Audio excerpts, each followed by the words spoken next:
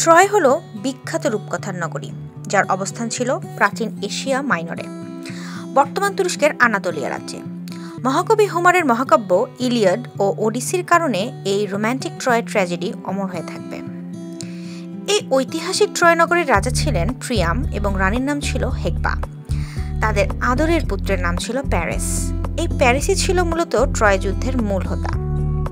Troy যুদ্ধের কারণ নিয়ে বিভিন্ন মিথ চালু রয়েছে। অনেকেই বলে থাকেন, গ্রিক পুরাণে আছে পৃথিবীতে মানুষের সংখ্যা বিপজ্জনক হারে বৃদ্ধি পাচ্ছিল বলে দেবরাজ জিউস চিন্তিত হয়ে পড়েন। তিনি চাচ্ছিলেন জনসংখ্যা কমিয়ে আনতে, আর এজন্য যুদ্ধ সৃষ্টি করার একটি পরিকল্পনা তার মাথায় আসে। আরেকটা মিথ হলো যুদ্ধটা শুরু হয়েছিল তিনজন গ্রিক দেবীর ঝগড়ার কারণে।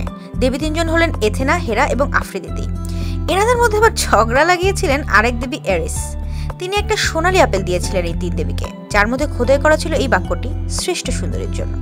ফলে তিনজন দেবীর প্রত্যেকেই নিজেকে এই আপেলের দাবিদার বলতে লাগলেন। দেবতারাও কেউ তিন দেবীর রূপ বিচারের সাহস পেলেন না।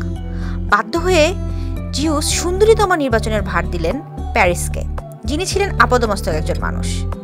প্যারিস আফ্রোদিতিকে সবচেয়ে সুন্দরী বললেন এবং বিনিময়ে উপহার হিসেবে এই আফ্রোদিতির কাছ থেকে পেলেন জগতের শ্রেষ্ঠ সুন্দরী অর্থাৎ স্পার্টার রানী হেলেনের ভালোবাসা। দেবী আফ্রোদিতির কারুকাজে হেলেন মনে প্রাণে সঁপে দিলেন প্যারিসকে এবং দুইজন মিলে পালিয়ে এলেন ট্রয়ে। রানী হেলেন পালিয়ে যাওয়ায় স্পার্টার রাজা মেনেনাসের বুকে জ্বলছিল ক্রোধের আগুন। তিনি তার ভাই মাইসিন রাজ্যের রাজা আগমেননকে সাথে নিয়ে রওনা হলেন ট্রয়ের উদ্দেশ্যে। প্রায় 10 বছরের চেষ্টায়ও জয়লাভ করতে না পেরে গ্রিক যোদ্ধারা ট্রোজান হর্স নামক ছলচাতুরীর আশ্রয় নিল। পরে গ্রিক যোদ্ধারা বিপুল পরিমাণ হত্যাযজ্ঞ চালালো এবং মন্দিরগুলো ধ্বংস করে দিল। এইভাবে ট্রয় নগরী ধ্বংস হলো।